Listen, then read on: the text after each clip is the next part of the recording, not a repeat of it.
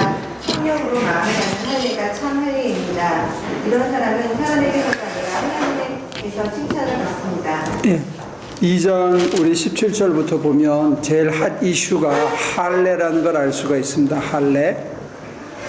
할례는 거슬러 올라가면 아브라함이 그 아들 이삭을 받은 후에 그 이삭에게 첫 베푸는 것을 시조로 보고, 사실은 모세의 율법에 따라서 이 사람들이 광야에 나와서 이제는 우리 인생이 우리 게 아니라 하나님의 것이다 하는 징표로서 하나님이 우리의 하나님이 되시고 우리는 하나님의 백성이 된다 하는 징표로서 그 사내의 표피를 태어나서 8일 만에 잘라서 하나님의 것이다 하는 걸 몸에 새기는 그런 굉장히 중요한 의식이었습니다. 몸에다가 새기는 거예요. 요즘 애들 보면 연애할 때 몸에다 문신 새기래요.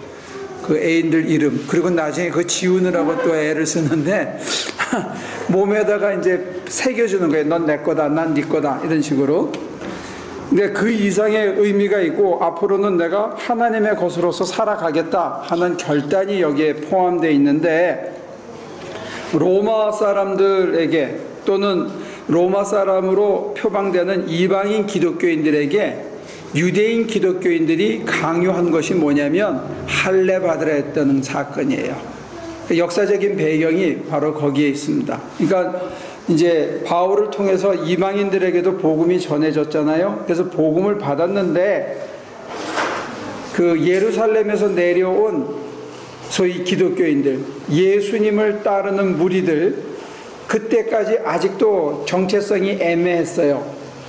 유대 종파의 한 종파로서 예수, 나자렛 사람 예수를 따르는 무리로서 남아있고 싶은 사람들도 있었고, 이미 거기서 이제는 독자적으로 우리는 유대교에 머물지 않겠다 하는 의식이 이렇게 나타나는 사람들도 있었는데, 실제로 성전이 무너지는 74년도에 쫓겨나요. 주이시 크리스천들은. 왜냐하면 로마에 대항해서 전쟁을 일으킬 때 이 사람들은 참여하지 않습니다. 종말이 곧 올 거라고 생각했기 때문에. 그래서 어떤 의미에서 주이시 크리스천들이 예루살렘에서 쫓겨나는 거는 매국노라는 누명을 쓰고 쫓겨나는 거예요. 종말에 대한 기대 때문에 세속적인 싸움에 참여하지 않았는데, 유대인들의 입장에서 보면 이스라엘 대 하나님의 백성인 이스라엘 백성 대 이방 민족인 로마의 싸움에 일부가 참여를 안 했어. 근데 참여 안 한 이유가 뭐냐면 종말론적인 기대 때문에 나자렛 사람 예수를 따르는 유대 종파가 참여를 안 한 거가 되는 거예요. 그리고 역사적인 배경을 이해하시겠습니까? 네, 그러니까 예수님 사후에 한 40년 동안 기독교 운동이 있었는데 예루살렘에 그들은 아직도 정체성이 약간 모호했었다. 유대 종파로 남을 거냐 아니면 예수님을 따르는 메시아 종교로서의 자기 정체를 갖느냐, 이게 아직은 명확하지 않은 상태였고, 오히려 그 정체성이 명확해진 것은 이방 사람들, 안디옥에서 처음으로 크리스찬이라는 이름으로 불렸거든요. 그리스도의 사람. 하도 열심을 부린다고 해서 그리스도를 따르는 난리를 치는 놈들, 이런 뜻에서 크리스찬이라는 별명이 붙은 거예요. 그때부터 이제 그리스도의 무리, 나자렛 사람 예수를 예수 그리스도라고 메시아라고 고백하는 무리들이 이제 있었고, 이방으로 퍼져나갔고, 예루살렘에 있었던 사람들은 여전히 메시아가 왔다, 그 우리가 기다리던 메시아가 바로 나자렛 사람 예수다, 그분이 우리의 그리스도라고 주장은 했지만 유대 종파의 일원으로서 남아 있었던 거예요. 그래서 그 사람들은 율법도 지키려고 그랬어. 조상 대대로 물려온 율법도 지키고, 그 율법의 눈으로 봤을 때 나자렛 사람 예수가 오시기로 한 메시아, 오시기로 한 구세주다라고 고백한 것만 차이가 있은 거예요. 큰 틀에서. 그러다가 그 사람들은 이제 종말이 곧 온다 했기 때문에 전쟁에 참여 안 하고, 전쟁에 참여 안 했기 때문에 예루살렘이 무너진 다음에 로마의 압제가 시작될 때, 그때 암묵적으로 자기네들은 이 사람들을 쳐낸 거야. 이제 너네는 우리 회당에 들어오지 마라. 그게 이제, 그런데 이 로마서는 그 와중에 쓰여진 거예요. 65년에서 74년 와중에 쓰여졌기 때문에 이 문제가 지금 심각한 신학적인 논쟁이 되는 거예요. 할례 문제가. 그러니까 나중에는 쫓겨났기 때문에 어쩔 수 없이 같이 가요. 그리고 할례에 대한 강조도 이제는 점점 약해지고. 근데 그 전까지만 하더라도 예루살렘에서 내려온 형제들이 안디옥이나 고린도나 다니면서 너네가 틀렸다라고 지적을 하면서 그 바울을 통해서 생겨난 교회 내에 하나의 그 갈등과 분열이 생기게 된 이유인데, 그 중에 가장 심각한 화제가 뭐였냐, 이슈가 뭐였냐 했을 때 바로 할례 문제였다는 거예요. 그래서 이 할례 문제가 17절부터 2장 끝절까지 이어지고 있는데, 바울의 논증이 아주 독특합니다. 바울의 논증이 17절부터 20절까지의 논증을 먼저 보죠. 다시 한번 읽어볼래요? 네. 그런데 그대가 유대 사람이라고 자처한다고 합시다.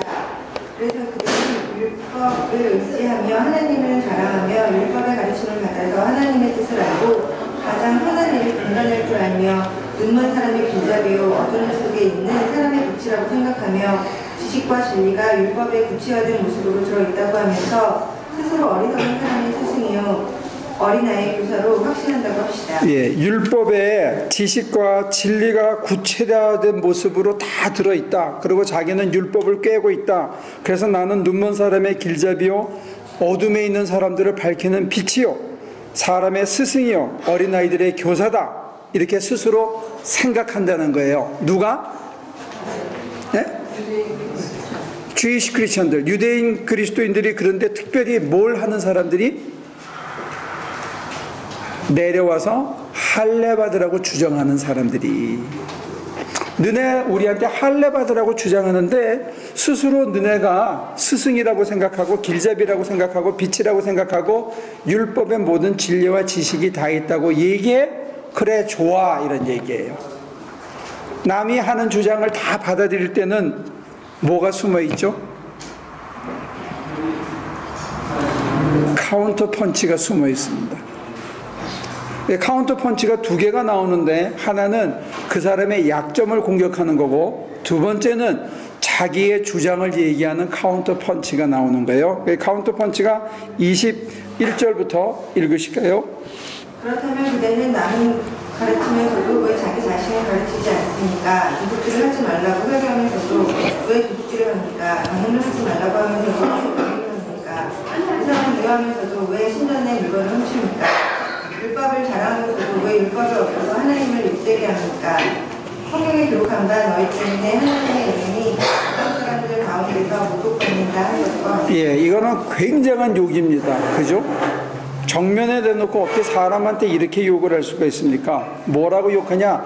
너희 때문에 하나님의 이름이 모욕을 받는다. 이거보다 더 큰 그게 없죠. 이거는 십계명 제1계명을 1계명과 제2계명을 어기고 있다는 얘기예요. 하나님의 이름을 망령되이 일컫고 있고, 신전의 물건을 훔치고, 그렇잖아요? 그 다음에 도둑질 하지 말라고 해놓고 도둑질하고, 간음하지 말라고 해놓고 간음하고, 우상을 미워하라고 그러면서 신전의 물건을 훔치고. 그러니까 십계명 중에 거의 대부분을 다 어기는 놈들이다 이거예요. 근데 왜 이 말을 듣고 꼼짝도 못하지?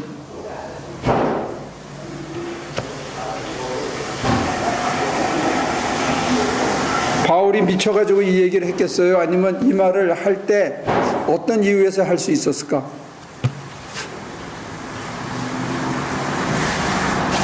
이거 굉장히 심한 욕이잖아요. 십계명 중에 도둑질 하지 말라 했는데 도둑질해.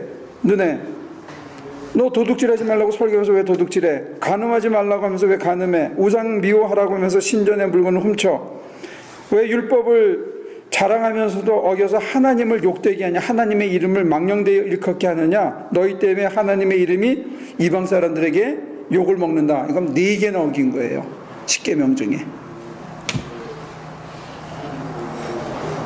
이게 카운터 펀치를 날린 겁니다. 너네가 율법을 지켜야 된다고 할례 받으라고 얘기해? 실제로 너네는 이 율법을 어기고 있는 인간들이야. 이렇게 하고 팍 쳤어요. 아까는 율법의 스승, 길잡이, 빛 어쩌고 웃기고 있네. 실제로 너네가 하는 거는 율법을 어기고 있어 이 사람들아 하고 네 가지를 딱 걸었어요. 근데 왜 이걸 듣는 사람들이 잠잠할까?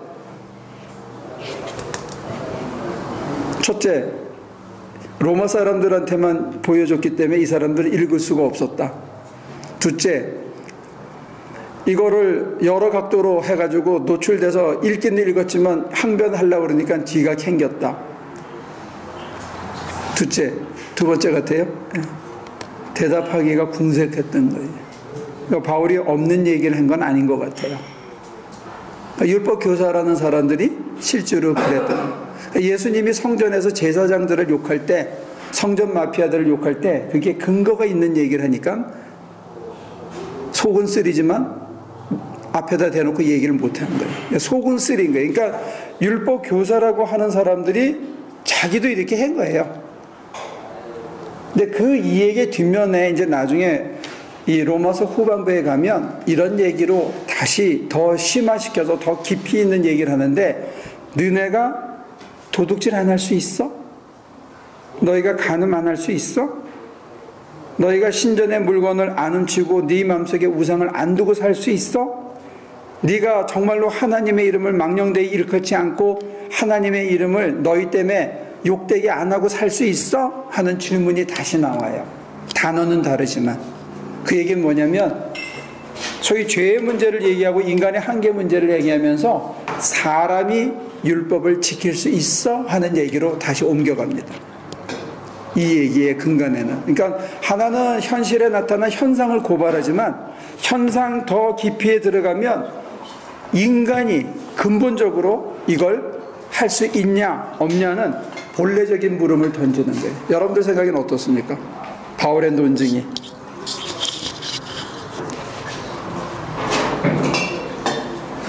사람에게 이렇게 안 할 수 있는 능력이 있냐 이거예요. 이게 이제 그 소위 말하는 실존론적 보편성이라는 건데, 인간의 모습이 2000년 전이나 유대 사람이나 헬라인이나 이방인이나 옛날 사람이나 지금 사람이나 인간의 꼴이 거기서 거기라는 그 보편성에 대한 고발이 있는 거예요. 네가 도둑질 안 할 수 있어? 남의 마음 안 훔칠 수 있어? 하나님의 이름을 망령되이 너희가 일컬으면서 하나님 망신 안 시키고 살 수 있어? 이런 얘기들 고백하는 거예요. 근데 여기에 자신 있게 대답할 사람이 없다는 거예요. 이게 보편성입니다. 인간의 취약에 대해서 고발하기 때문에 이 말씀이 여전히 우리에게 유효하다는 거예요. 됐습니까? 그러니까 바울의 논증이 카운터 펀치를 날리는데 굉장히 예리하다는 거, 그리고 이게 인간 보편적인 상황에 대해서 고발하고 있다는 거, 특정한 몇 사람을 얘기하는 게 아니라는 거예요. 어떤 의미에서는 주이시 크리스찬 내려와서 할례 받으라 하는 인간만 고발하는 게 아니고 이스라엘의 택함 받은 백성이라고 우기는 모든 인간에 대한 고발이기도 하다는 거예요. 이게 이제 바울의 로마서가 힘이 있는 이유입니다. 모든 사람에게 적용될 수 있다는 거. 오케이? 자, 바울의 고발 1탄. 자, 그러면 바울은 그 다음에 이 25절부터 27절까지는 요런 전예를 가지고 들어가시면 좋을 거예요. 말을 기가 막히게 변증을 하는데 사실 여기에는 엄청난 논리적인 비약이 있어요. 엄청난 논리적인 비약이 있는데 앞에서 워낙 강력하게 카운터 펀치를 날려서 상대방을 그러기로 만들어 놨기 때문에 이 뒤에 나오는 얘기가 엄청난 논리적인 비약이 있는데도 불구하고 우리 기독교인들은 그걸 당연시 받아들이는 경향이 있다는 거예요. 그러니까 여러분과 제가 읽으면서 여기에 어떤 논리적인 비약이 있는지 보면서 가면 좋을 것 같아요. 자, 오케이. 25절부터 27절까지. 율법을 지키면 할례를 받은 것이 유익하지만 율법을 어기면 그대가 받은 할례는 할례를 받지 않은 것으로 되어버립니다. 야, 여기서 한번 봅시다. 율법을 지키면 할례를 받은 것이 유익하지만 율법을 어기면 그대가 받은 할례는 할례를 받지 않은 것으로 되어버립니다. 이 말이 맞습니까? 틀립니까?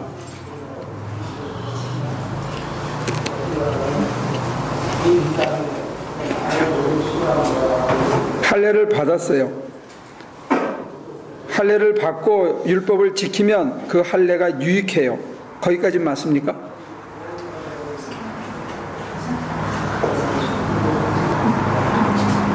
율법을 지키는 하나의 티피컬한 예와 하나님에 대한 서약으로서 할례를 받았어. 할례 받은 인간이 율법을 계속 지켰어요. 그러면 그 할례가 율법을 지키는 사람에게 유익해요, 안 해요? 네? 그건 유익하죠. 오케이. 그 다음 절. 그러므로 할례를 받지 않은 사람이 율법의 규정을 지키면 그 사람은 할례를 받지 않았더라도 할례를 받은 것으로 여겨질 것이 아니겠습니까? 할례를 내가 안 받았어. 근데 율법 규정을 지켰어. 그러면 율법을 규정을 지켰기 때문에 할례 안 받았어도 할례 받은 거나 마찬가지가 아니냐? 이건 논리적으로 맞아요, 틀려요?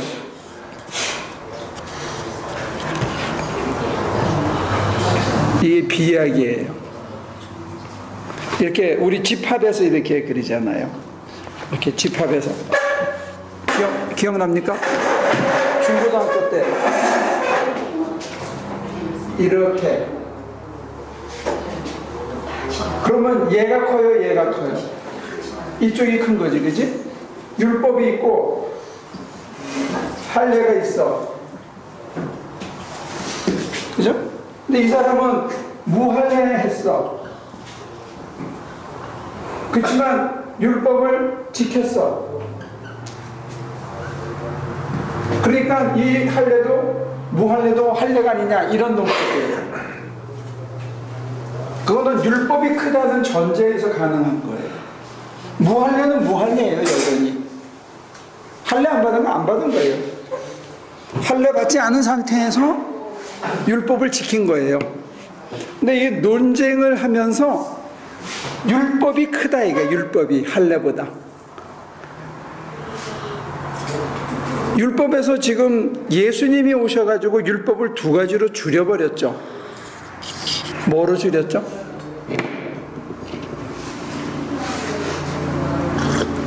신명기에 나오는 얘기하고 예수님이 가장 크고 첫째 가는 계명이 뭐라고 그랬어요? 마음을 다하고 뜻을 다하고 목숨을 다하고 힘을 다하여 내 하나님 여호와를 사랑하라. 두 번째가 내 이웃을 내 몸과 같이 사랑하라. 그러니까 율법의 마감을 사랑으로 본 거예요. 예수님은. 오케이? 그래서 나는 할례를 안 받았어. 그렇지만 내가 사랑해. 사랑하라. 그리고 네 마음대로 하라. 그렇다고 해서 이게 할례 받은 거냐 이게요. 할례 안 받은 거예요. 네. 논쟁에는 지금 이런 논리적인 싸움을 할 때는 이게 논쟁으로서는 가능한데 엄격하게 따지면 저기에는 약간의 비약이 있다, 이런 얘기입니다. 바울이 논쟁을 위해서 논쟁을 한 거예요. 그 뒤에 깔려 있는 게 뭐냐? 율법의 완성이 뭐냐 했을 때 사랑이라는 게 사랑. 이방인들이 할례 몰라, 율법도 잘 몰라. 그런데 율법을 지켜. 뭐로? 자기 희생의 사랑으로, 자기를 다 주는 사랑으로 율법의 정신을 완성했다면 그 깐놈의 할례 안 받은 게 뭐냐? 이게 이제 이 바울의 논쟁입니다. 이 뒤에 깔려 있는 게. 그런데 중요한 거는 안 받은 건 안 받은 거예요, 아직. 그래서 이제 바울이 다음에 다시 보완을 합니다. 할례에 대한 보완을. 자, 그래서 27절을 다시 한번 볼까요? 그리고 본래 할례를 받지 않았더라도 율법을 온전히 지키는 사람이 율법의 조문을 가지고 있고 할례를 받았으면서도 율법을 범하는 자를 정죄할 것입니다. 네. 본래 할례를 받지 않았더라도 율법을 온전히 지키는 사람은, 사랑을 완성한 사람은, 자기를 다 내어줄 만큼 사랑한 사람은 율법의 조문을 가지고 있고, 첫째. 두 번째, 할례도 받았는데 문제는 뭐냐? 율법을 범했어. 그런 너를 정죄할 거라는 거예요. 누구의 이름으로, 무엇의 이름으로? 예수 그리스도의 이름으로, 사랑의 이름으로 너를 정죄할 거라는 거예요. 왜? 율법도 갖고 있어. 몸에 할례도 받았어. 그런데 실제로는 뭐해요? 도둑질해요. 간음해요. 우상의 물건을 훔쳐요. 하나님의 이름을 욕먹여요. 그러고 사는 인간들이 있다는 거예요. 이거 여러분과 제가 좀 뜨끔하지 않습니까? 네? 네? 안 하면 뭐 할래? 안 다니면 뭐 할 거예요? 뭐 다른 게 더 좋은 게 있어야지. 가슴은 뜨끔하지만, 어? 가슴은 뜨끔하고 쪽팔리고, 야, 정말 자기를 보면 한심하지만, 그래도 뭐, 대안이 없잖아, 우리한테.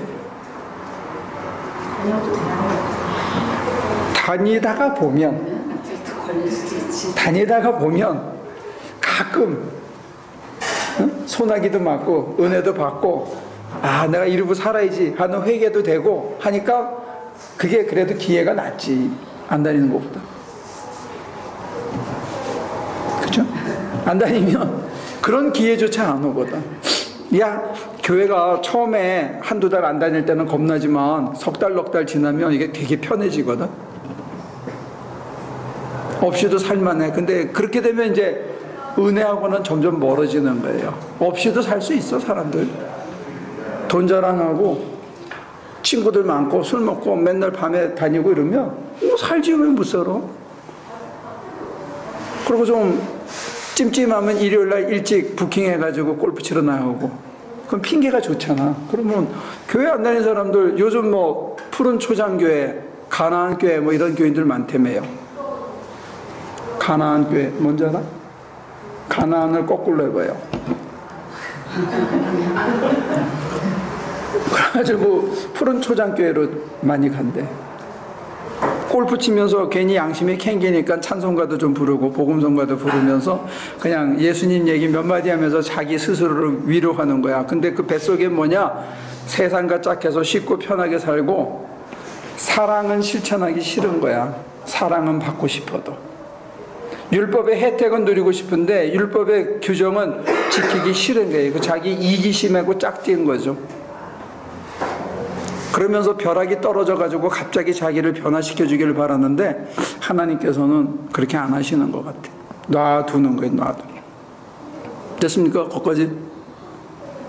그래서 논리적인 비약은 있지만 그럼에도 불구하고 변증의 방법으로서는 굉장히 유효한 변증을 하고 있다. 할례보다 더 중요한 게 뭐냐 이게요. 율법을 지키는 거다. 율법을 온전히 지킨다는 건 그럼 도대체 뭐냐 했을 때 여기 내놓고는 얘기 안 했지만 그건 뭐다? 사랑이다. 율법의 완성은 사랑이다 하는 걸 이 안에 깔고 있다는 거예요. 그 앞에서 사람들은 20절에 다시 한번 읽어볼까요? 전반부 20절이요? 네. 지식과 진리가 율법에 구체화된 모습으로 들어있다. 네. 율법에는 뭐가 담겨 있다? 지식과 진리가 담겨 있다고 보는 거죠. 근데 바울은 고린도전서 13장에서는 그래요. 산을 움직일 만한 믿음이 있고 모든 걸 다 한다 하더라도 뭐가 없으면 헛방이다? 네. 사람들은 율법에 이게 다 있고 내가 교사고 내가 많이 알고 내가 탈무드를 꿰고 있다라고 얘기하지만 그 뱃속에는 뭐가 빠져 있다? 사랑이 없다는 거예요. 사람에 대한 사랑이 없다는 거예요. 자기 사랑만 있어. 사람이 사람에 대한 사랑은 없고 자기 사랑만 있어. 이게 굉장히 파괴적인 거예요. 자기 중심적인 사랑이 자기 먹고 싶은 거, 자기 입고 싶은 거, 자기 하고 싶은 거, 자기가 원하는 대로 다 하는 자기 사랑을 하고 나서 결과가 뭐냐 했을 때 자기만 파괴시키는 게 아니고 관계와 주위 사람들을 다 파괴시키더라는 거예요. 이게 참 무서운 겁니다. 그래서 바울은 이제 이어갑니다. 28절 겉모양으로 유대 사람이라고 해서 유대 사람이 아니요 겉모양으로 살같이 할례를 받았다고 해서 할례가 아니요. 예, 이거는 굉장히 평이한 단어로 변정을 잘하죠. 겉모양이 유대 사람이라고 해서 유대 사람이 아니요. 택함 받은 이스라엘 백성이 아니요. 겉모양으로 살갗의 할례를 받았다고 해서 그게 할례는 아니라는 게, 그 속에 뭐가 있어야 된다?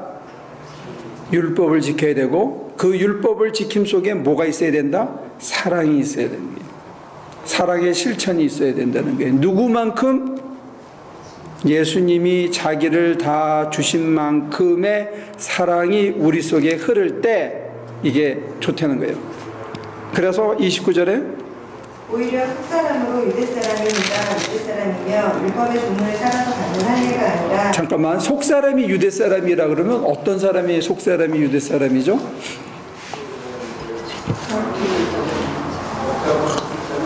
아까 맨 앞으로 다시 거슬러 갔을 때 할례를 누가 받는다 그랬어요?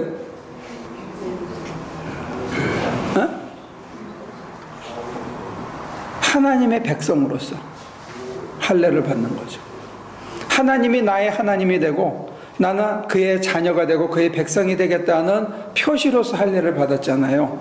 근데 그게 겉모양으로만 하는 게 아니고 속에서, 여러분과 제가 정말 하나님이 나의 하나님입니까? 네? 문 집사님 왜 입이 나왔어? 하나님이 정말 나의 하나님입니까? 그래서 폴 틸릭이라는 사람은 이 하나님이라는 언어가 너무 추상적이니까 이렇게 두 가지로 거꾸로 물어봐요.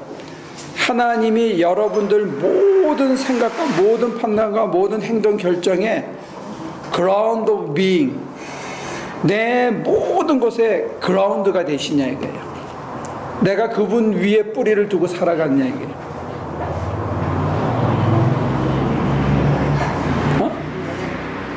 두 번째, 여러분들의 궁극적인 관심이 바로 하나님입니까? 관심이 어디에 가 있어요?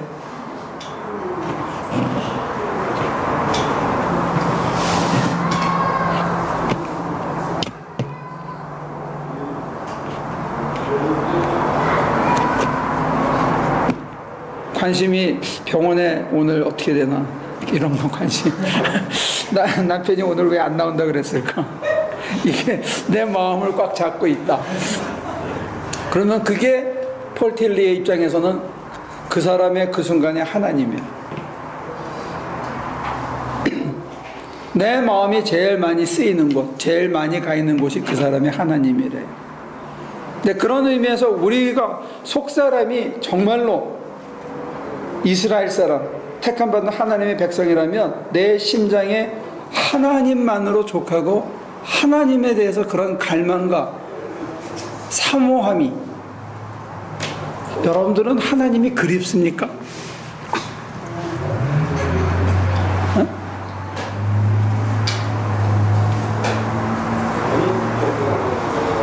우리말에 사모라고 그랬잖아요. 사모한다. 사모가 사랑으로 됐거든. 그러니까 여러분들이 하나님을 사모하고 하나님이 막 그립고 그래요? 추상적이어서 그립다는 생각은 안 해봤어요. 항상 곁에 있었다는 생각을 하시고. 그래요? 하나님이 막 그리워. 그런 느낌 없어요? 아까 그 페이가 얘기한 그 인티머스라는 게 그런 느낌을 우리가 이렇게 몽실몽실 갖고 있는 거예요. 하나님에 대해서.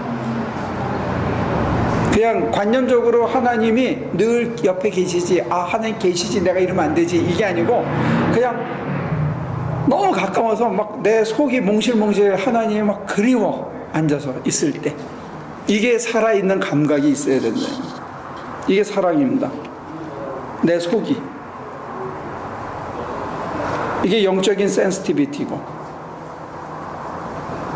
이게 우리의 관심입니다. 내 관심이, 내 마음이 어디에 가 있냐 이게. 여러분 하나님한테 가 있습니까?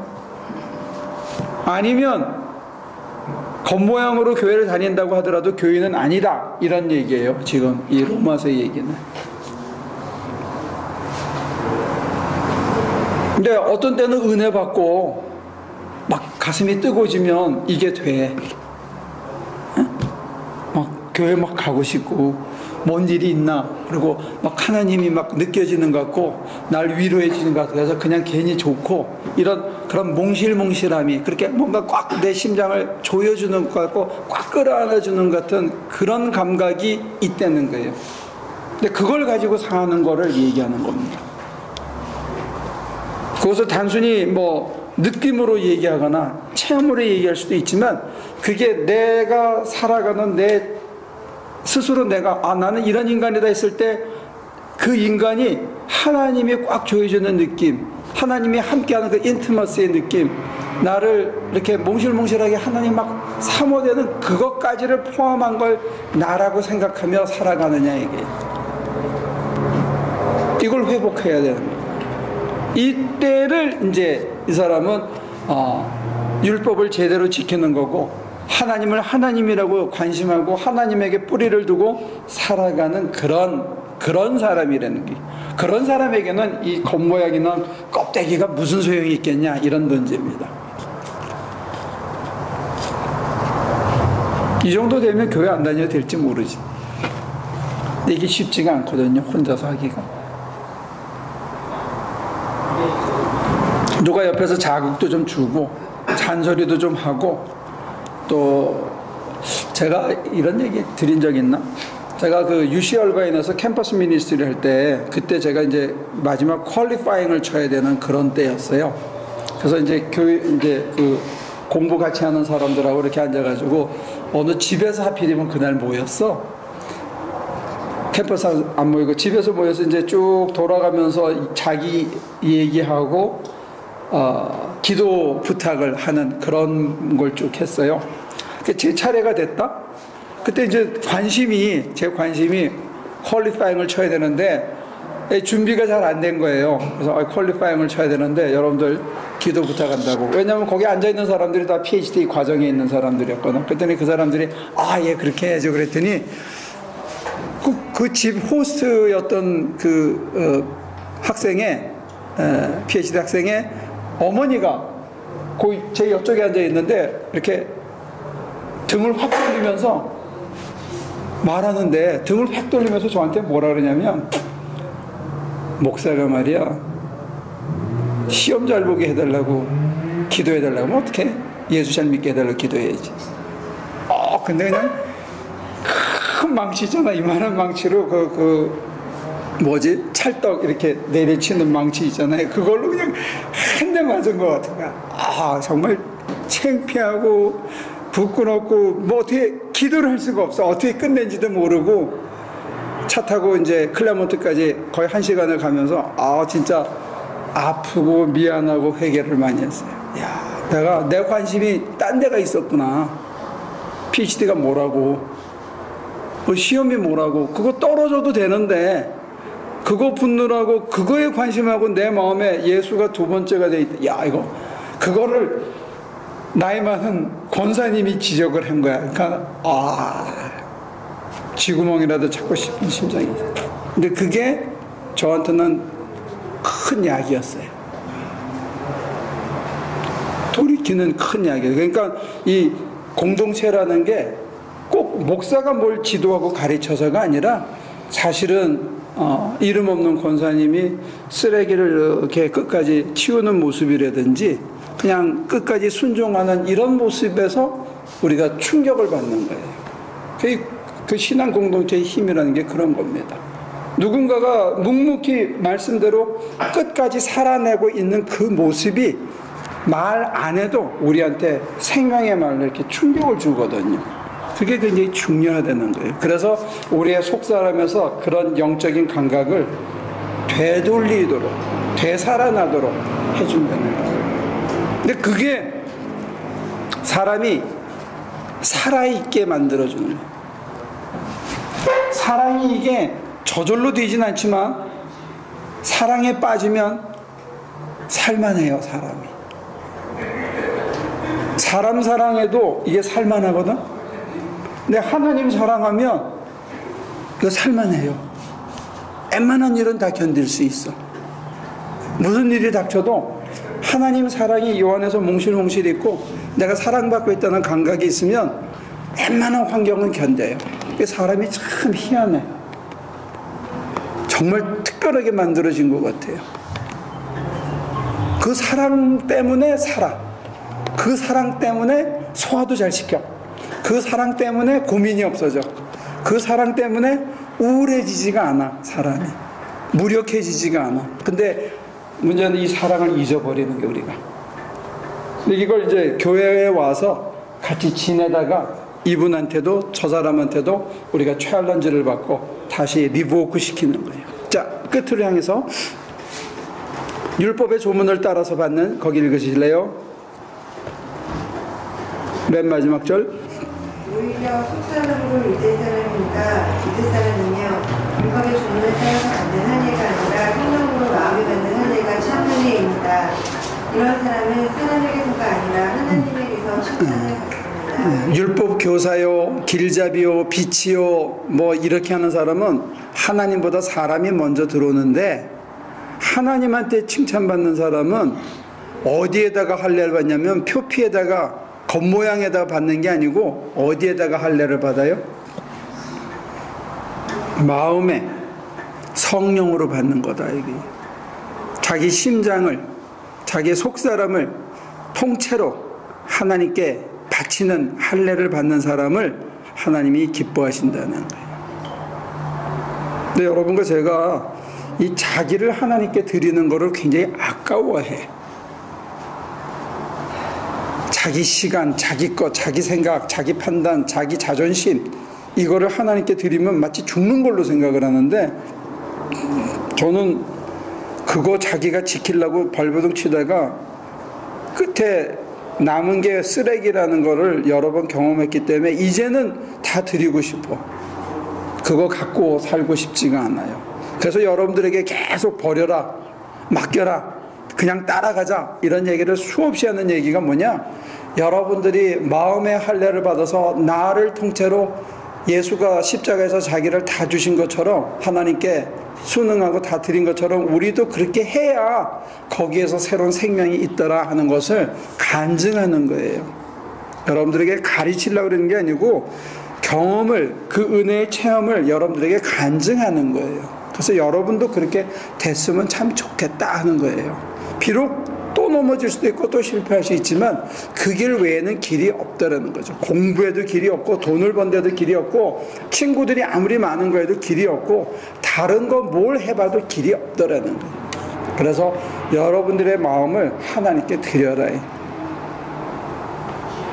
할례를 거기다가 받으라는 거예요.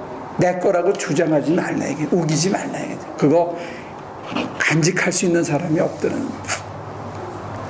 어떤 사람이 은퇴비로 120만 불, 130만 불 받았다. 난 속으로 생각해. 야, 나는 평생 세보지도 만져보지도 못한 돈이지만 그거 갖고 있다가 한 6개월 만에 암 생겨가지고 그 돈 다 줘도 못 산다 그러면 그건 뭔 소용이 있지? 소용 있나? 그래도 자식한테 주니까 안 주는 우리 영혼이보다 훨씬 나은가? 아버지 죽고 그 120만 불 받으면 그 아들은 잘 아껴서 하나님 기뻐하게 하나님 사랑하고 잘 살 수 있을까?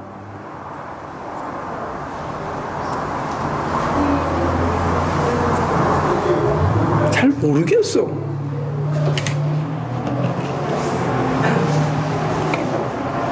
요즘은 점점 모르는 게 많아지는 것 같아요. 모르는 게 많아지고 자신 없는 게 많아지고 이게 뭐 섰다고 얘기할 게 없는 거야. 우리 전태호 집사가 제일 싫어하지, 그지? 내가 그러면 이거 따라가도 되나? 이거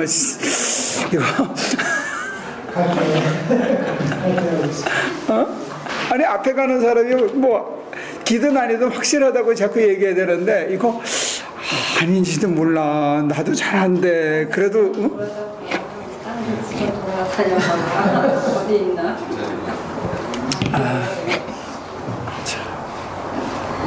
점점 자신이 없어지는 거. 점점 확실해지는 거는 은총 외에는 길이 없다는 거예요. 하나님이 살려주는 거 외에는 길이 없다는 거예요. 그러니까 이게 우리 장로님이 놀리듯이 손잡보더니 눈물이 많아져서 그런지 점점 눈물이 많아져요, 사람이. 이게 안 되는 거야. 하나님이 도와주시지 않으면 이게 안 되는 거야.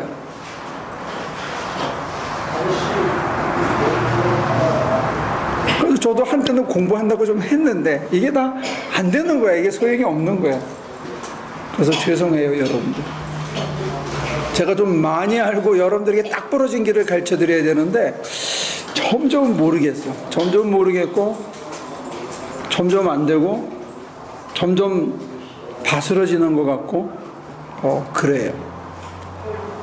그래서 간증할 수 있는 건 뭐냐? 매달리고 기다리고 그분이 이끄시는 대로 맡기고 염치 없지만 사실 쪽팔리잖아. 하나님 믿은 지가 몇 년인데. 그렇잖아요? 저는 또 여러분들보다는 그래도 주 7일 믿었잖아. 일요일까지. 그랬는데도 날 보고 위안을 받으라고 문집사님은. 응? 은초 그렇게 기다리고 인내하고 하는 것도 우리 인간이 목사님은 되시지만 우리는 인간이 잘 안 되잖아요. 그것마저도 하나님이 주시는 은총이 있어야 그렇죠. 인내하고 기다리는. 그렇죠. 그렇죠. 은총은 하나님이 그냥 일방적으로 계속 부어주는데 우리가 자꾸 이렇게 눈이 도다리 눈처럼 이쪽에 붙어가지고 딴짓을 자꾸 하고 딴 게 뭐 더 있나, 요게 더 화려하고 쉽지 않을까 계속 그걸 쳐다보다가 자빠지고 조금 되면 눈이 여기 와서 잘난 체하고 남한테 뻐기고 싶어하고 남을 가르치려고 그러다가 또 자빠지고 그러죠. 조금 저녁은 하나님의 그 은총 이런 게 있어야. 내가 제일 위로받은 데가 어디냐면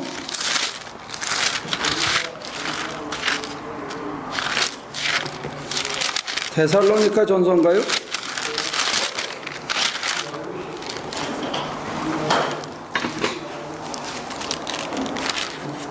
항상 기뻐하십시오. 끊임없이 기도하십시오. 모든 일에 감사하십시오. 얼마나 멋있어? 근데 안 되더라고. 항상 기뻐하더니 뭐 기뻐할 게 뭐 있어? 끊임없이 기도하십시오. 세상에서 제일 힘든 게 해보니까 기도더라고. 2시간, 3시간 앉아있는 거요. 거의 대부분 자. 2시간, 3시간 앉아있으면. 그 다음에 모든 일에 감사하십시오. 얄미운 놈들이 세상에 어쩌면 그렇게 많아? 돈 없고 뭐 힘든 거는 다 견디겠고 감사할 수 있는데 인간에 대한 배신감 때문에 감사가 안 나오더라고.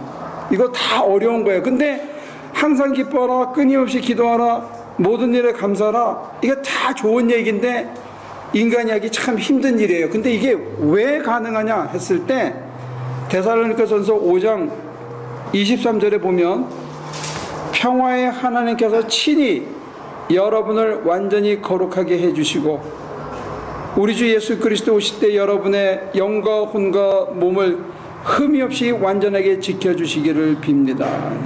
하나님이 하신다는 거예요. 우리를 완전히 거룩하게 해주신대. 이 신뢰 하나 가지고 따라가는 거야. 그래서 기뻐하고 그래서 감사하고 그래도 분하지만 또 기도하는 거야. 저는 이 데살로니가 전서 이 5장 23절 우리가 정말 다 외우고 있으면 좋을 것 같아요. 여기에 위로해 있으면 좋겠어. 평화의 하나님께서 친히, 하나님이 친히 여러분을 완전히 거룩하게 해주시고, 이게 하나님이 하시는 일이야. 우리가 하는 일이 아니고, 내가 거룩해지려고 발버둥 치는 게 아니고 하나님이 우리 안에서 발버둥 치는 일이에요. 이제 죽을 때까지 안 되는 사람이 있잖아요. 그러니까 우리가 딴 길로만 안 가면, 딴 데 마음 팔고 자기가 하려고 발버둥 치지 않고 하나님이 하시도록 기다리면 되는 거예요. 이 선생님네 풀 자랐는데 비만 오면 지가 잘하잖아요. 이 선생님 가서 잡아 당기지 않죠. 풀, 상추, 나는 그냥 항상 보이는 것마다 보니까 풀이 없어요. 검은색 없애버립니다. 아니 풀 말고 옆에 뭐 심어놓은 상추고 뭐 고추고 이런 게 잡아 당겨서 자라는 게 아니고 아니죠. 물만 주면 저절로 자라잖아요. 그렇지. 벌레도 오고 잡초도 나고 감을 때는 힘들고 하지만 도와줄 따름이지. 네. 크고 안 크고 농작물 자신이 자라는 거지. 그것처럼 우리도 우리 안에서 하나님이 우리를 친히 거룩하게 완전하게 이끌어 가신다는 거예요. 우리 그 신념, 그 신뢰, 그 의지만 갖고 가는 거야.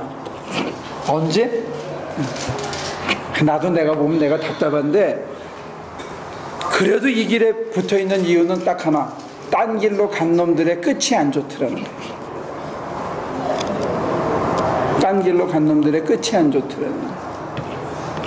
그리고 나도 옛날에는 그 길로 가봤는데 쓰레기 말고는 주운 게 없더라는 거예요. 그래서 매달려 있는 거예요. 넘어져고 쓰러져도 그분 외에는 기댈 데가 없더라는 거예요. 이게 우리에게 참 허약하지만 가장 강력한 메시지라는 거예요. 그분 외에는 기댈 데가 없다는 거예요. 그리고 우리가 비록 넘어져도 우리 안에서 친히 우리를 거룩하게 완전하게 이끌어 가신다. 이게 이제 마음의 할례를 받는 거예요. 성령으로 마음의 할례를 받는 것이 사실은 믿음입니다. 하나님이 내 마음에 칼을 대는 거야. 여러분들 마음에 하나님께서 칼을 대봐 어떻겠어 기분이? 나 어제 이거 고치다가 이렇게 싹 긁혔거든? 요만큼 긁혔는데 따끔따끔하고 잘 안 붙어. 요만큼 뱉는데도 아픈데 하나님께서 마음에다가 칼을 대봐 할례한다고. 얼마나 아프겠어 우리가. 그지? 하지만 그 아픔을 통해서 우리가 하나님의 백성이 되고 하나님이 우리 하나님이 돼서 하나님이 우리 안에 살아있는 거예요. 그분이 내 궁극적인 관심이 되고 내 모든 것에 근거가 되고 근원이 되는 거예요. 하나님을 사모하게 되는 거죠. 그러니까 하나님께서 때로 여러분들의 마음에 칼을 확 해서 피를 축축 흘릴 때 아프지만 우리가 허물어지는 그 부서짐의 아픔이 있지만 그때가 다시 은총으로 시작하는 새로운 모멘텀이 될 거다. 저는 그렇게 기대합니다. 내 연약함을 내가 볼 수 있게 하나님께서 허락하신다. 내가 이것밖에 안 되는 인간이구나 하는 걸 하나님께서 볼 수 있게 해주는 건 참 은총이다. 왜? 내가 이렇게 해도 네가 무너지지 않을 거다. 날 달아나지 않을 거다라고 하나님께서 우리를 신뢰하시기 때문에 우리로 우리의 연약함을 보게 해주고 내가 이것밖에 안 되는 거라고 받아들이고 그래요. 하나님만이 날 고칠 수 있어요 하고 하나님께 내 가슴을 다시 열어놓고 기다리는 거. 이게 마음의 할례다. 여러분들에게 이 한 주간 다시 한번 칼로 쫙 피는 그 아픔의 할례가 기쁨과 감사의 찬양으로 바뀌는 한 주간이 되길 빕니다. 기도합니다.